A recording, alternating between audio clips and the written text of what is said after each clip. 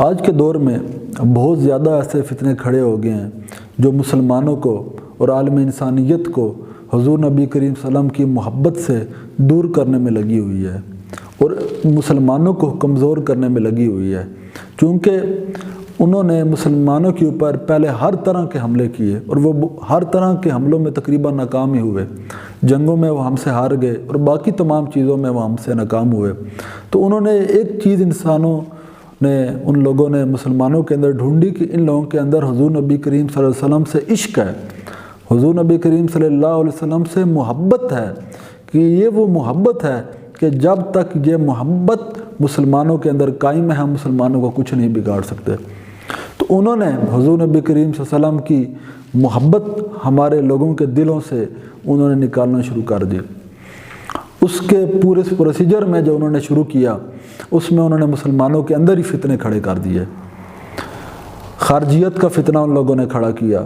رفضیت کا فتنہ انہوں نے کھڑا کیا، قادیانیت کا فتنہ انہوں نے کھڑا کر دیا مسلمانوں کے اندر، کہ کسی طریقے سے ان لوگوں کے اندر، جس کے بارے میں اقبال بھی کہتے ہیں نا روح محمدی، کسی طریقے سے ان کے اندر سے ہم روح محمدی صلی اللہ علیہ وسلم، عشق محمدی صلی اللہ علیہ وآلہ وسلم، ہم یہ کسی طریقے سے مسلمانوں کے اندر سے ختم کر دیں تو ہم مسلمانوں کو ہرانے میں بالکل کامیاب ہو جائیں گے اور مسلمانوں کے مذہب کو ہم بالکل کچل ڈالیں گے۔ لیکن اب ہمیں یہ سمجھداری کرنی ہے، یہ فتنے طرح طرح کے طریقوں سے اس نفسا نفسی کے دور میں، جب کوئی بھائی کا نہیں ہے، بہن اپنے بھائیوں کی نہیں ہے، بھائی بہنوں کے نہیں رہے، اولاد اپنے والدین کی نہیں رہی، ماں باپ اپنی اولاد کے نہیں رہے، کس طرح پچھلے دنوں میں آپ نے بھی سنا ہوگا، بلکہ کئی عرصے سے آپ سنتے آ رہے ہوں گے کہ ایک ماں اپنے بیٹوں سمیت خودکشی کر رہی ہے، باپ نے اپنی بیٹی کو مار دیا ساتھ اپنی بیوی کو کہ بیوی نے بیٹی کیوں پیدا کی۔ اتنا نفسا نفسی کا عالم ہے اس دور میں کہ ہر کوئی اپنی لالچ میں، اپنی حسد میں اور اپنی نفسا نفسی میں اس حد تک گر گیا ہے کہ وہ مذہب تو کیا اپنے اندر سے سب کچھ ختم کرنے کو تیار ہے، اپنے اس پیٹ کے پیچھے، اپنی نفسانی خواہشات کے پیچھے۔ تو اس دور میں وہ مال دے کر یا کسی بھی طریقے سے مسلمانوں کو حضور نبی کریم صلی اللہ علیہ وسلم سے دور کرنے میں لگے ہوئے ہیں۔ اور ایک نیا فتنہ جو آج کل آ کھڑا ہوا ہے وہ یہ ہے کہ بالکل حضور کی شفاعت کا لوگوں کو منکر بنا دیا جائے۔ اب مسلمان ہی ہیں، اب جب میں ان طلباء کو جو مدارس میں پڑھتے ہیں یا دوسرے اداروں میں پڑھتے ہیں، میں ان کو ریسرچ کرتے ہوئے دیکھتا ہوں کہ وہ اس چیز پر ریسرچ کر رہے ہوتے ہیں کہ حضور نبی کریم صلی اللہ علیہ وسلم یہ بھی نہیں کر سکتے، وہ بھی نہیں کر سکتے، حضور نبی کریم صلی اللہ علیہ وسلم یہ بھی نہیں جانتے، حضور نبی کریم صلی اللہ علیہ وسلم نعوذ باللہ وہ بھی نہیں جانتے، حضور نبی کریم صلی اللہ علیہ وسلم نعوذ باللہ سفارش بھی نہیں کر سکتے۔ میں جب انہیں یہ چیز سرچ کرتے ہوئے دیکھتا ہوں تو میں سوچتا ہوں کہ وہ انگریز اپنا یہ فتنہ پھیلانے میں ہمارے ہاں کتنے کامیاب۔ اس بات کی طرف بھی غور کیجئے کہ یہ اس طرف اتنا زور کیوں دے رہے ہیں۔ آج کل ہر طرف سوشل میڈیا پر آپ لوگوں کو دیکھ رہے ہوں گے، ہر کوئی بڑا محقق سا بن کے آ جاتا ہے اور بعد وہ کیا کر رہا ہوتا ہے، نعوذ باللہ حضور کی تعریف کرنا نعوذ باللہ شرک قرار دیتا ہے، بدعت قرار دیتا ہے، میلاد شریف کو کبھی بدعت قرار دیتا ہے۔ اب خود غور کریں کہ یہ چیزیں مسلمانوں کے اندر شروع سے آ رہی ہیں اور حضور کی شفاعت کا عقیدہ مسلمانوں کے اندر شروع سے آ رہا ہے۔ یہ ختم کرنے کا ان کا مقصد کیا ہے؟ تاکہ ان لوگوں کا تعلق حضور نبی کریم صلی اللہ علیہ وسلم سے ختم کر دیا جائے اور تاکہ ہم مسلمانوں کو مزید کمزور کر کے مسلمانوں کو شکست دے دیں اور اپنے ناپاک عزائم میں ہم لوگ کامیاب ہو جائیں۔ اور یاد رکھیے،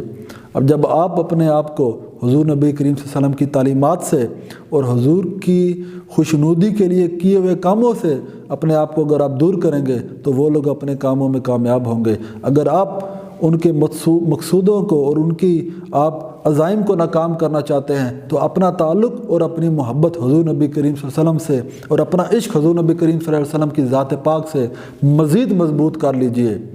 اور حضور نبی کریم صلی اللہ علیہ وسلم کی شفاعت کے عقیدے پر آپ قائم رہیے۔ چونکہ جیسے میں نے بتایا آج کل کے دور میں جب ہر جگہ نفس نفسی ہے، کوئی کسی کا نہیں ہے، تو کل قیامت کا دن کہ جس کے بارے میں خود قرآن مجید میں اللہ تعالیٰ فرماتا ہے کہ قیامت کا دن ایسا دن ہوگا کہ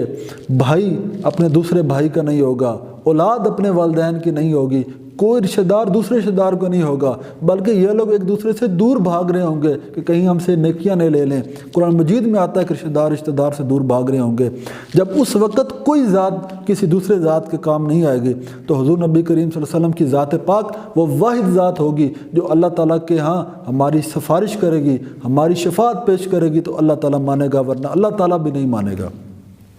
تو آج ہم اگر اسی ذات کے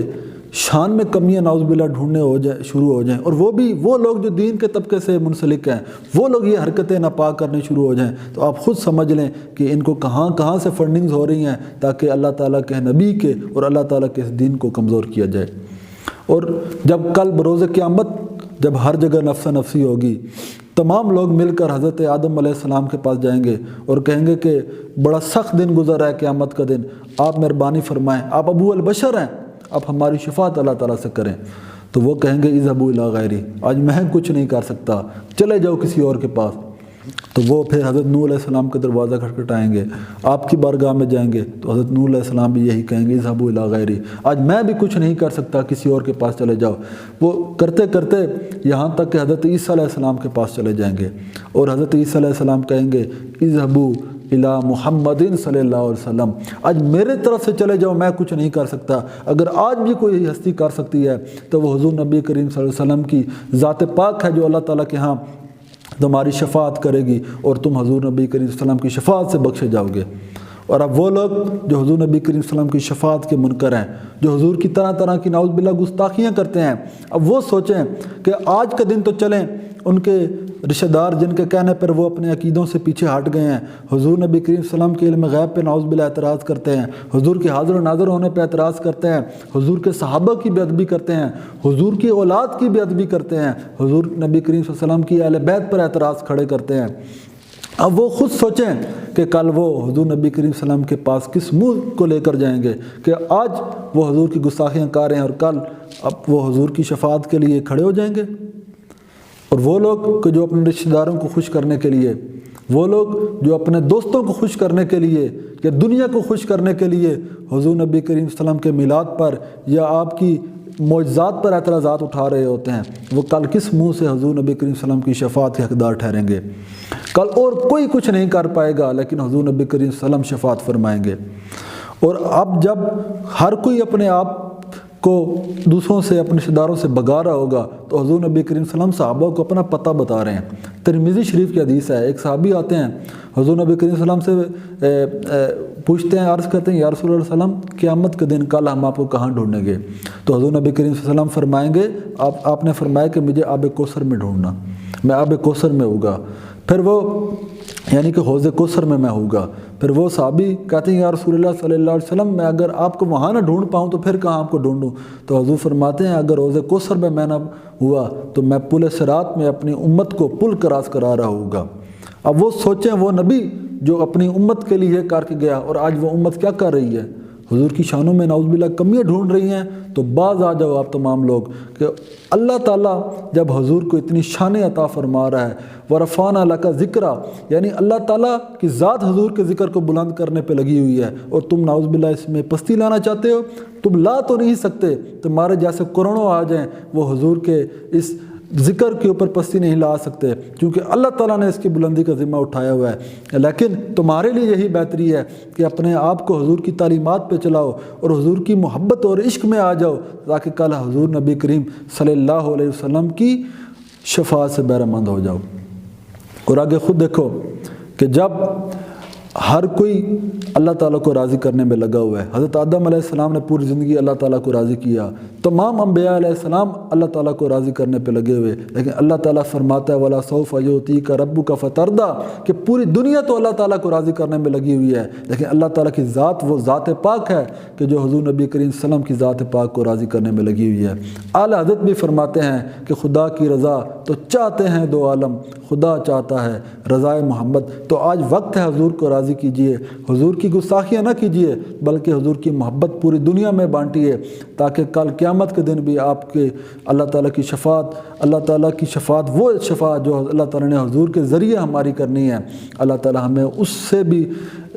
قیامت کے دن جب لوگ اپنی قبروں سے اٹھیں گے تو 2 کرسیاں لگی ہوئی ہوں گی عرش پر، ایک کرسی خدا ہوگی اور دوسری کرسی مصطفیٰ ہوگی، اور اللہ تعالیٰ کہے گا یا رسول اللہ آپ بتاتے جائیں کہ کس کی سفارش آپ نے کرنی ہے، میں اس کو بخشتا جاؤں۔